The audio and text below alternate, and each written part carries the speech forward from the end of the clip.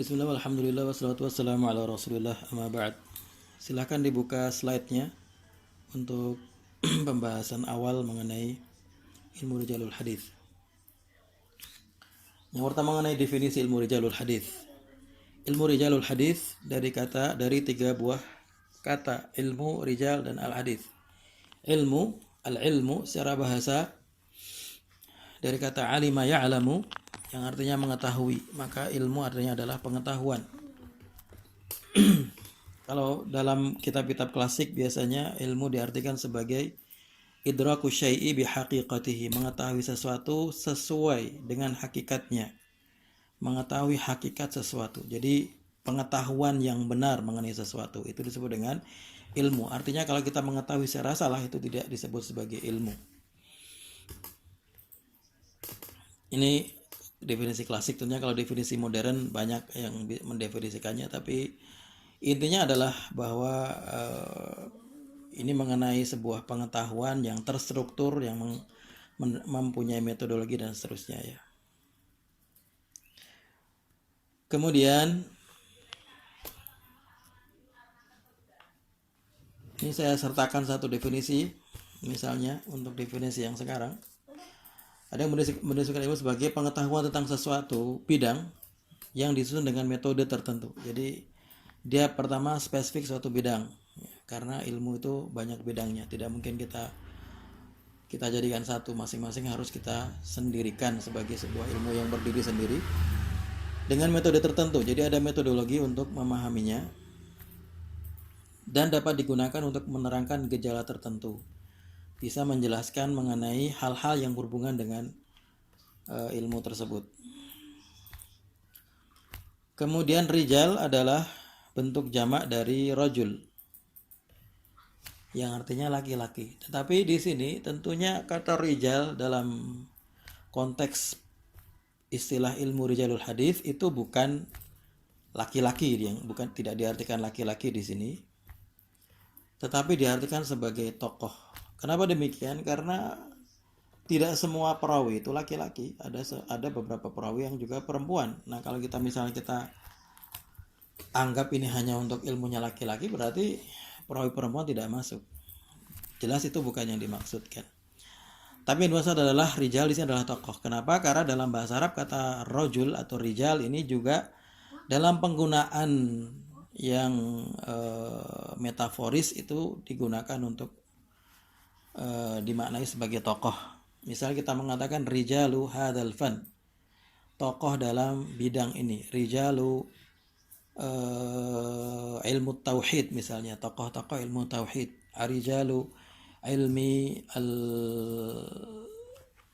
at-tafsir misalnya, tokoh-tokoh ilmu tafsir. Jadi itu yang dimaksud di sini. Kemudian hadis, kita tahu hadis definisinya karena jenengan sudah belajar di semester awal. Yang definisi yang paling sering kita dengar adalah ma'udhifa ila nabi sallallahu alaihi wasallam min qaulin aw fi'lin aw taqririn aw sifatin khuluqiyatin aw khalqiyatin qabla al-bi'tsati aw ba'daha, sesuatu yang diidhafahkan, dinisbatkan, disandarkan kepada Rasulullah sallallahu alaihi wasallam berupa ucapan, perbuatan, dan takrir, juga sifat-sifat fisik, bentuk fisik Nabi, dan juga akhlak Nabi sebelum dan sesudah menjadi Nabi. Itu adalah hadis. Jadi ini ilmu mengenai tokoh-tokoh hadis. Nah, tokoh yang dimaksud di sini secara spesifik, yang dimaksud dengan tokoh di sini adalah perawi, yaitu orang-orang yang meriwayatkan hadis. Karena dengan mereka lah hadis itu bisa sampai kepada kita. Tanpa mereka hadis tidak sampai kepada kita. Mereka adalah orang yang paling berjasa dalam transmisi hadis sejak zaman Rasulullah kepada generasi sesudahnya. Tanpa adanya para perawi hadis, maka hadis tidak wujud, atau hadis wujud tapi tidak otentik.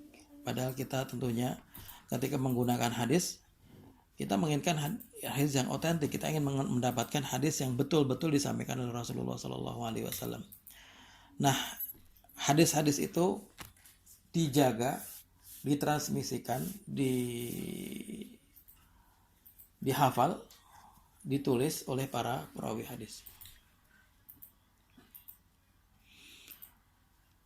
Baik, untuk definisi secara keilmuan, epistemologi, ilmu rijalul hadis diartikan sebagai ilmun atau al-mabahith al-kulliyah al-mu'arrifah bi ahwalir ruwah min haitsu qabulihim wa raddihim wa sa'iru ma yattasilu bihim mimma yusilu ila dzalik.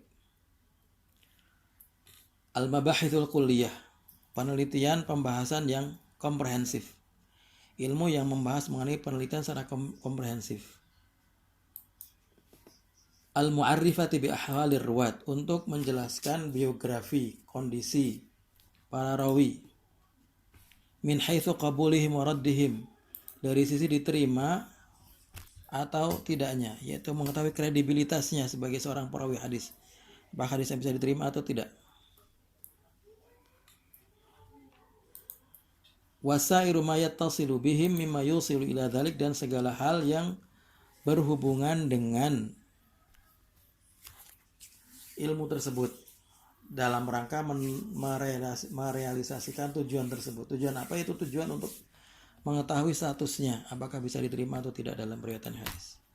Jadi ilmu ini adalah seperangkat, ya karena dia ada beberapa cabang ilmunya di dalamnya, seperangkat ilmu untuk meneliti masing-masing rawi dalam setiap hadis.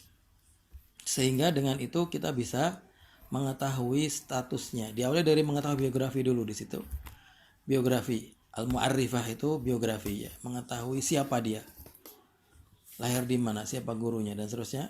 Kemudian wa ma'rifati ahwalihim, mengetahui kondisinya min haitsul qabul warad, dari sisi diterima atau tidaknya, yaitu kredibilitas. Jadi ada identitas, ini biografi, dan kemudian kredibilitas, diterima atau tidaknya dia sebagai seorang rawi. Maka ilmu rijalul hadis ini harus komprehensif. Meliputi apa saja? Meliputi menjelaskan mengenai nama yang pertama. Kemudian yang kedua adalah mengenai kunyahnya. Kunyah itu abu atau ummu, siapa dia, kunyahnya apa. Kenapa? Karena di kalangan orang Arab, orang itu kadang-kadang dikenal hanya dengan kunyahnya, tidak dikenal namanya. Terkenalnya dengan abu atau ummu saja. Lakopnya, nah ini juga kadang-kadang ada beberapa perawi yang hanya dikenal dengan lakopnya. Misalnya Al-A'mash. Dalam riwayatan hadis kita sering mendengar nama Al-A'mash. Rawah Anil A'mash. Nah, A'mash ini siapa? Kalau kita tidak belajar ilmu rijalul hadis, kita tidak akan mengetahui siapa dia. Karena namanya sebenarnya bukan A'mash. A'mash adalah gelar. Juga ada Al-A'raj, ada Al-A'sha dan lain-lain. Ini semua adalah gelar. Nah, dengan gelar itu nanti kita akan bisa mengetahui informasi yang lain. Tempat lahir, mengetahui tempat lahirnya. Kenapa perlu diketahui tempat lahirnya? Untuk mengetahui asal dia, untuk mengetahui background dia. Jadi kita akan tahu lingkungan tempat dia belajar. Dia terpengaruh nanti dengan siapa? Ayahnya atau mungkin pamannya atau kakeknya atau guru-gurunya di waktu kecil dan seterusnya. Kemudian tahun lahir sangat penting sekali untuk menjelaskan mengenai ketersambungan antara sebuah hadis, antara satu rawi dengan rawi yang lain dalam sebuah hadis. Ada seorang rawi mengatakan, saya menerima hadis dari si fulan. Ternyata setelah dicek misalnya lahirnya, kelahiran rawi tersebut sesudah kematian dari rawi gurunya. Jadi dia lahir sesudah gurunya meninggal. Gurunya meninggal baru dia lahir. Berarti artinya dia sebenarnya tidak bertemu dengan gurunya tersebut. Berarti ada keterputusan begitu. Maka tahun lahir sangat penting sekali dalam penelitian rawi. Tahun wafat ini juga penting untuk penelitian rawi berkaitan dengan rawi sesudahnya, muridnya. Rawi yang meriwayatkan dari dia. Guru murid. Nah, hubungan guru murid juga penting untuk menjelaskan mengenai apakah betul-betul dia ini bertemu dengan rawi sebelumnya. Apakah ada hubungan guru murid? Yang kedua juga untuk menjelaskan ketika terjadi perbedaan periwayatan antara beberapa murid. Jadi ada beberapa murid mengambil dari satu guru yang sama. Hadis yang sama diriwayatkan beberapa murid dari guru yang sama, ternyata kemudian hadisnya berbeda redaksinya. Nah, ketika terjadi perbedaan redaksi, kita harus melakukan penelitian redaksi mana yang benar, redaksi mana yang lebih akurat, yang lebih valid. Untuk mengetahuinya, di antara caranya, di antara murad jihad, disebut dengan murad jihad ya. Murad jihad itu artinya yang menguatkan, argumentasi yang menguatkan dalam kita memilih itu, kita akan melihat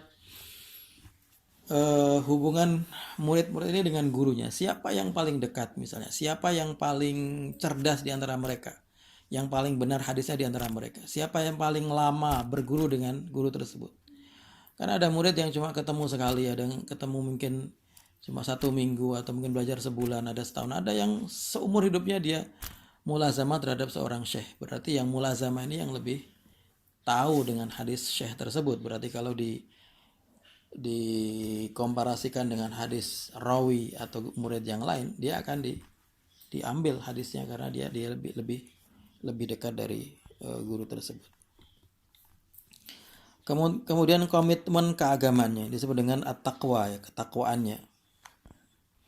Apa hubungannya takwa dengan ilmu ini? Ya sangat berhubungan sekali. Karena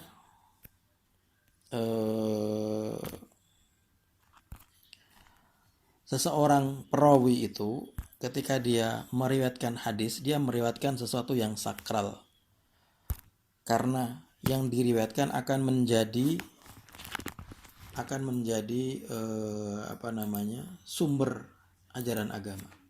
Nah, kalau seandainya kita menerima dari siapa saja yang tidak jelas ketakwaannya, dari seorang pencuri, dari seorang perampok, dari seorang yang tidak sholat dan seterusnya, maka kita tidak bisa menjamin bahwa apa yang disampaikan itu benar, apa yang disampaikan itu tidak diselewengkan dalam rangka untuk ya tujuan dia sebagai seseorang yang secara ketakwaan bermasalah tadi. Kan orang jahat itu ya cenderung untuk ingin supaya kejahatannya itu disembunyikan atau bahkan dia ingin melegitimasi kejahatannya. Maka ketakwaan ini sangat penting sekali untuk menjadi barometer penilaian seorang rawi. Kemudian perjalanannya dalam mencari hadis. Perjalanan mencari hadis ini membantu kita untuk mengetahui pertemuan dia dengan guru-guru tertentu. Waktu itu hadis tersebar di seluruh wilayah-wilayah Islam ya. Bukan cuma di Madinah. Sumbernya hadis di Madinah. Rasulullah SAW meninggal di Madinah. Para sahabat waktu itu semua di Madinah ketika Rasulullah wafat, atau hampir semua ya. Ada beberapa yang menjadi duta juga keluar Madinah. Tapi sebagian besar di Madinah. Namun ketika Rasulullah wafat, kemudian para sahabat ini berpencar menjadi pendakwah, menyampaikan agama Islam ke seluruh penjuru dunia. Sehingga kemudian hadis ini dibawa oleh para sahabat masing-masing dengan kemampuannya, masing-masing dengan pengetahuan yang dimilikinya, berapa hadis yang dihafalnya. Maka nanti setiap kota itu yang ada sahabatnya di situ, ada kekhasan hadis-hadis yang beredar di kota itu berdasarkan dari sahabat yang datang. Maka bisa jadi ada satu hadis tersebar di Madinah tapi tidak tersebar di Makkah, tidak tersebar di Baghdad dan seterusnya, karena sahabat yang meriwayatkan di tempat-tempat itu berbeda. Nah, ini nanti kita bisa kita jadikan sebagai sarana untuk mengetahui. Ada seorang rawi misalnya, seorang tabi'in, dia tidak pernah melakukan perjalanan keluar dari kotanya. Misalnya dia cuma di Baghdad saja, mengambil dari guru-guru Baghdad saja. Sedangkan hadis itu belum sampai ke Baghdad pada masa dia. Karena sahabat yang meriwayatkannya misalnya hanya meriwayatkan hadis itu tersebar di Madinah misalnya. Baru di era sesudah tabi'in itu baru tersebar sampai di Baghdad. Nah, kenapa dia bisa meriwayatkan hadis itu? Padahal belum sampai ke situ. Nah, itu berarti ada kesalahan. Jadi ini semua bisa menjadi saran untuk kita meneliti. Tahun kedatangannya kota tertentu hampir sama dengan sebelumnya. Periwayatannya dari guru tertentu ya juga hampir sama. Kualitasnya dalam meriwayatkan hadis dan kecerdasan. Nah, ini selain ketakwaan tadi, ketakwaan itu berhubungan dengan niat baik, berhubungan dengan akhlak, berhubungan dengan kredibilitas sebagai seorang muslim. Yang faktor kedua adalah kecerdasan. Ini kualitas secara intelektual. Nanti kalau dalam penjelasannya, kualitas intelektual seorang rawi itu dari dua sisi. Dari sisi hafalan atau dari sisi catatan. Ada sebagian rawi yang sangat cerdas, dia tidak perlu mencatat dan hafal semua yang dia riwayatkan. Ada rawi yang dia tidak terlalu cerdas, tidak terlalu hafal, tapi dia rajin, semua hadisnya ditulis. Keduanya ini bisa menjadi menjadi wasilah untuk dia menjadi seorang rawi, sarana untuk dia menjadi seorang rawi yang diterima hadisnya. Nah, jadi nanti ini sangat penting.